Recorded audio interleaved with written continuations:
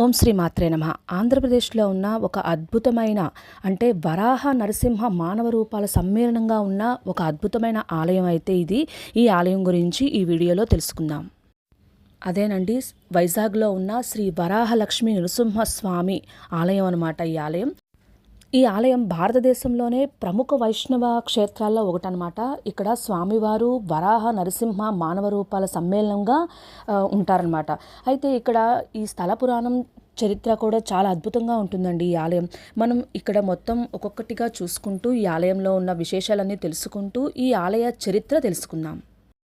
ఈ టెంపుల్కి దిగువ భాగాన ఉన్న బస్ స్టాండ్ అనమాట ఇది. ఇక్కడ దూర ప్రాంతాల నుండి ఎక్కడి నుంచైనా వచ్చినవి ఈ బస్ స్టాండ్లో ఆగుతాయన్నమాట. ఇక్కడ నుండి కొండపైకి బస్సులు మామూలుగా ఫ్రీ బస్సెస్ కూడా ఉంటాయి.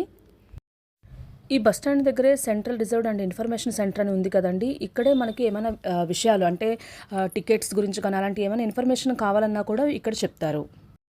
ఇక్కడ నుండి కొంచెం ముందుకు వెళ్తే మనకి ఘాట్ రోడ్ అయితే కనిపిస్తుందండి. ఈ ఘాట్ రోడ్ ద్వారా మనం కొండపైన ఉన్న ఆలయం దగ్గరికి అయితే చేరుకుంటాము. చూస్తున్నారు కదా, ఘాట్ రోడ్ అయితే ఈ విధంగా ఉంటుందండి. వచ్చే వాహనాలు వెళ్ళే వాహనాలు అన్నీ కూడా ఒకటే ఘాట్ రోడ్లోంచి వెళ్తాయి. కానీ దేనికది మనం సపరేట్గా లైన్ డ్రా చేస్తుంది చూసారా. ఇటువైపు వెళ్ళేవి ఇటువైపు, అటు నుంచి వచ్చేవి అటువైపుగా ఉంటాయి. ఇప్పుడు మీరు చూస్తున్న ఈ సింహాచలం కొండ యొక్క విశిష్టత చాలా అద్భుతంగా ఉంటుందండి. ఇది సముద్ర మట్టానికి 300 మీటర్ల ఎత్తున ఉంటుందన్నమాట. అలాగే లక్ష్మీ నరసింహస్వామి కొలువైన ఈ కొండను సింహాద్రి లేదా సింహాచలం అని కూడా అంటారు. ఈ ఘాట్ రోడ్ అంతా కూడా దట్టమైన అడవులు, పచ్చని చెట్లతో ఉంటుంది. రోడ్డు ప్రయాణంలో ఉన్నంతసేపు కూడా మనకి చల్లని గాలి, అలాగే విశాఖపట్నం నగరం అంతా కూడా చాలా అద్భుతంగా కనిపిస్తుందన్నమాట. ఈ కొండ ప్రాంతాన్ని ఆకాశం పైనుండి చూస్తే సింహాన్ని పోలి ఉంటుందంటండి. అందుకే దీన్ని సింహాచలం అనే పేరు కూడా వచ్చింది అని అంటారు. అలాగే ఈ సింహాచలం కొండపైన సహజ సిద్ధంగా ఏర్పడిన కొన్ని జలధారలు కూడా ఉంటాయంట. వీటిలో కొన్ని ఏంటంటే ఆకాశధార, చక్రధార, గంగధార మరియు మాధవధార ముఖ్యమైనవి. ఈ సింహాచలం కొండపై చేరుకోవడానికి మెట్ల మార్గం కూడా ఉందండి. మనకి స్టార్టింగ్లో కొన్ని మెట్లు కనిపించాయి కదా, దాదాపుగా అవి ఒక 1000 మెట్లు అయితే ఉంటాయి. దీని నుండి భక్తులు కాలినడకన కూడా ఎక్కుతారు. ఈ సింహాచల కొండపై వెలిసిన ఈ స్వామిని సింహాద్రి అప్పన్న అని కూడా పిలుస్తారు. ఈ సింహాద్రి అప్పన్న వేచి ఉన్న ఈ కొండ చుట్టూతా కూడా 35 కిలోమీటర్లు ఉంటుంది. ఈ కొండ చుట్టూతో కూడా ప్రతి సంవత్సరము గిరి ప్రదక్షిణ నిర్వహిస్తారు. చాలామంది భక్తులు, కొన్ని వేల మంది భక్తులు ఈ గిరి ప్రదక్షిణలో పాల్గొంటారు. మనం ఘాట్ రోడ్లో ఉండగానే స్వామివారి టెంపుల్ అయితే మనకి కనిపిస్తుంది. ఇక్కడ నుండి కొంచెం ముందుకు వెళ్తే వెహికల్స్ని పార్క్ చేసుకోవడానికి ఇక్కడ నుండే పార్కింగ్ అనేది మొదలవుతుంది. ఇక్కడ పార్క్ చేసుకోవచ్చు, లేదంటే కొంచెం పైకి వెళ్ళేసరికి కూడా పార్కింగ్ ఏరియా అనేది ఉంటుంది. ఇక్కడ మనం టెంపుల్ దగ్గరికి అయితే వచ్చేసామండి. ఇక్కడ నుండి కొంచెం ముందుకు వెళ్తే మనకి ఫ్రీ టికెట్ ఇచ్చే కౌంటర్స్, అలాగే మొబైల్ కౌంటర్స్ అన్నీ ఉంటాయి. ఇంకా ఈ టెంపుల్కి సంబంధించిన ఇన్ఫర్మేషన్ ఏమైనా కావాలన్నా పిఆర్ఓ ఆఫీస్ కూడా ఉంటుంది. అక్కడికి వెళ్తే మనకి టికెట్స్ గురించిన వివరణ కానీ అలాంటివి ఏమన్నా చెప్తారు.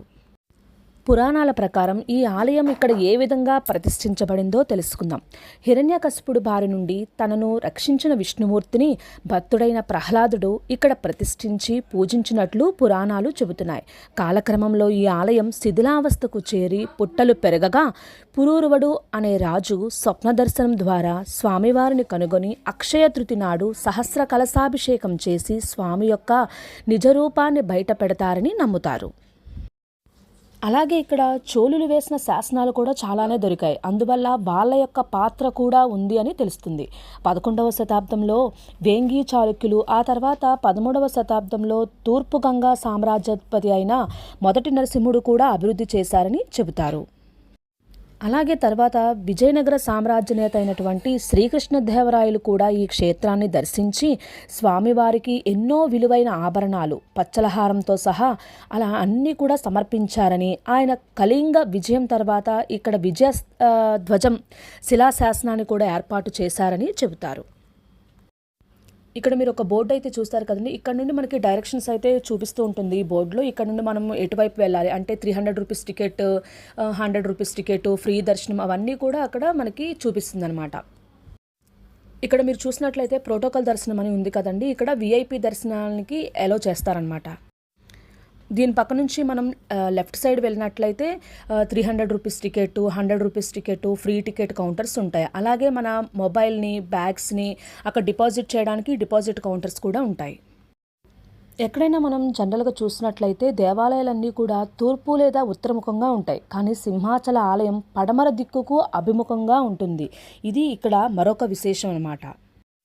ఈ ఆలయంలో స్వామి సంవత్సరంలో ఒకే ఒక్క రోజు మాత్రమే, అంటే వైశాఖ శుద్ధ తదియ అంటే అక్షయ తృతీయ రోజున మాత్రమే స్వామివారి యొక్క నిజరూప దర్శనం లభిస్తుంది. మిగిలిన 364 రోజులు కూడా స్వామివారు విగ్రహం చందనంతో కప్పబడి ఉంటుందన్నమాట. ఎందుకంటే స్వామివారు తన యొక్క ఉగ్ర రూపాన్ని చల్లబరచడానికి ప్రతిరోజు కూడా కిలోల కొద్దీ చందనాన్ని పూయడం ఇక్కడ యొక్క ప్రత్యేకత.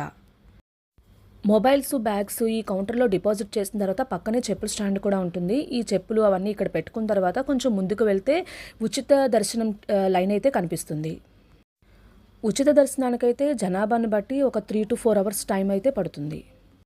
మనకి స్టార్టింగ్‌లో మొబైల్ కౌంటర్స్, బ్యాగ్ కౌంటర్స్ అవి ఉన్నాయి కదండీ! అవి దాటుకొని కొంచెం ముందుకు వచ్చిన తర్వాత ఇక్కడ కూడా మొబైల్స్, బ్యాగ్స్ కౌంటర్స్ ఉంటాయి. అలాగే పిల్లలకి పాలిచ్చే తల్లులకు సెపరేట్‌గా ఇక్కడ కౌంటర్స్ ఉంటాయన్నమాట. అక్కడ ఎవరైనా పిల్లలకి పాలు అవి ఇవ్వాలంటే ఇవ్వచ్చు.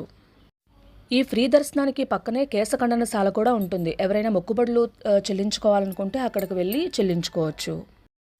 చూస్తున్నారు కదండీ! ఇక్కడ నుండి ఫ్రీ దర్శనానికి క్యూ లైన్ అయితే స్టార్ట్ అవుతుంది. ఈ సింహాచలంలో కొలువైన సింహాద్రి అప్పన్న ఏ విధంగా ఇక్కడ వెలిసారో చూద్దాం. రాక్షసరాజైన హిరణ్యకశిపుడు తన కుమారుడైన ప్రహ్లాదుడిని భగవన్నామస్మరణ మాననందుకు చంపాలని చూస్తాడు. అందుకోసం ప్రహ్లాదుడిని సముద్రంలో పడేసి అతనిపై ఒక పెద్ద పర్వతాన్ని ఉంచుతారు. ఆ సమయంలో శ్రీ మహావిష్ణువు ప్రహ్లాదుడిని రక్షించడానికి కొండను ఎత్తి పక్కన పెడతాడు. ఆ కొండనే సింహాచలం అని పిలుస్తారు. హిరణ్యకశిపుని వధ తర్వాత ప్రహ్లాదుడు కృతయుగంలో ఇక్కడి కొండపై వరాహ నరసింహ రూపాలు కలిసిన వరాహ లక్ష్మీ నరసింహస్వామి విగ్రహాన్ని మొట్టమొదటగా ప్రతిష్ఠించారని పురాణాలు కూడా చెబుతున్నాయి. తర్వాత కాలక్రమేణా అంటే కృతయుగం తర్వాత ఈ విగ్రహం భూమిలో కలిసిపోయింది. త్రేతాయుగంలో పురూరవ చక్రవర్తి ఊర్వశితో కలిసి ఆకాశ మార్గాన వెళుతూ ఉండగా ఈ కొండపై ఒక దివ్య శక్తిని గమనిస్తారు. భూమిని తవ్వగా స్వామివారి విగ్రహం లభించింది. ఆ సమయంలో వినిపించిన ఆకాశవాణి ప్రకారం స్వామివారి ఉగ్రరూప వేడిని తగ్గించడానికి చందనంతో కప్పి ఉంచడం ప్రారంభించారు. ఈ ఆలయం లోపల ఎన్నో విశేషాలు ఉంటాయి. గాలిగోపురం, కపిలముని మండపం, పద్మరేకులతో చెక్కిన రాతి స్తంభాలు, చోళ, చాళుక్య, కళింగ శిల్పకళారీతులు అన్నీ కూడా అద్భుత సమ్మేళనంగా నిలుస్తాయి.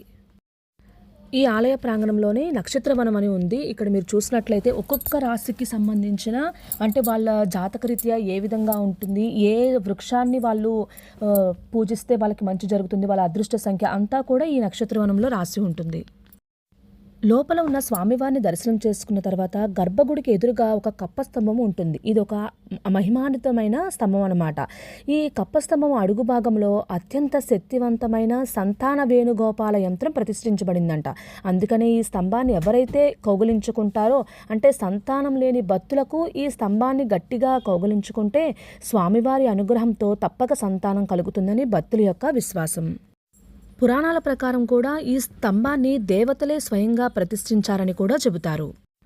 ఈ కప్ప స్తంభానికి ఆ పేరు ఏ విధంగా వచ్చిందంటే స్వామివారి ఉగ్రరూపాన్ని మరియు ఆయన నుంచి వెలువడే అమితమైన శక్తిని, ఆ తేజస్సుని భక్తులు తట్టుకోలేరని, ఆ శక్తిని ఈ స్తంభం తనలో కప్పి ఉంచుకుంటుందని కూడా అంటారు. అందుకే దీనికి కప్ప స్తంభం అనే పేరు కూడా వచ్చిందట. ఈ స్తంభాన్ని కౌగిలించుకొని దర్శనం చేసుకోవడం ద్వారా భక్తుల యొక్క కష్టాలన్నీ తొలగిపోయి మనశ్శాంతి లభిస్తుందని ప్రజల యొక్క నమ్మకం. మనం స్వామివారిని దర్శనం చేసుకుని వచ్చిన తర్వాత ఈ ఆలయ ప్రాంగణంలోనే ఈ విధంగా గోశాల అయితే ఉంటుంది. ఇక్కడ నుండి కొంచెం ముందుకు వెళితే అన్నప్రసాద వితరణ కేంద్రం కూడా ఉంటుంది. ప్రతిరోజు మధ్యాహ్నం 3 గంటల వరకు కూడా అన్నప్రసాదం అనేది నిర్వహిస్తారు. అలాగే సాయంత్రం 7 గంటలకు మరలా తిరిగి ప్రారంభిస్తారు. చూశారు కదండి, సింహాచలంలో వెలిసిన సింహాద్రి అప్పన్న స్వామి ఆలయం యొక్క విశిష్టత. ఈ వీడియో మీకు నచ్చినట్లయితే మీ ఫ్రెండ్ అండ్ ఫ్యామిలీ మెంబర్స్కి తప్పకుండా షేర్ చేయండి. ఈ వీడియోపై మీ కామెంట్ని తెలియపరచండి. Thank you.